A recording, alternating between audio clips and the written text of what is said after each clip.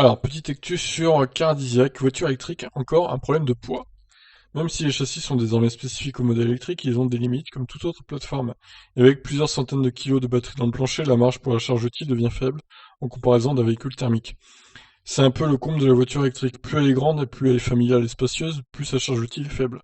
Ça est dû à une variable, pour l'heure incontournable. Plus l'auto est grande et spacieuse, et donc plus elle est censée être voyageuse, couvrir de longues distances, plus les batteries sont généreuses et lourdes, avec des conséquences directes sur le poids.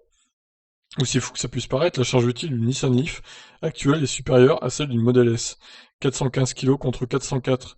Et c'est encore une fois logique, le poids des batteries d'une Model S grignote nettement plus les possibilités de train roulant et des pneumatiques que sur une Leaf. Les comparaisons amènent ainsi des résultats étonnants. La charge utile d'une Model 3 est supérieure à celle de la grande sœur, la Model S. En clair, si vous partagez, si vous partez chargé en vacances et en famille nombreuse ou plusieurs adultes, optez plutôt pour la plus petite des berlines électriques américaines.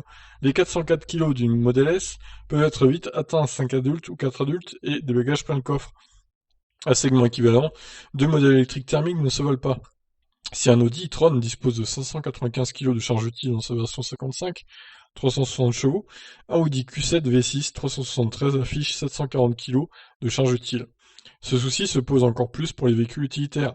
Si un Renault Master thermique peut aller jusqu'à 2 tonnes 1, son équivalent électrique Z2 ne peut dépasser 1 tonne 37 et seulement en configuration plancher-cabine. En configuration classique, dans le plus petit format, il atteint à peine 1 tonne 1, rappelons que le Master est le plus gros des utilitaires de la gamme Renault.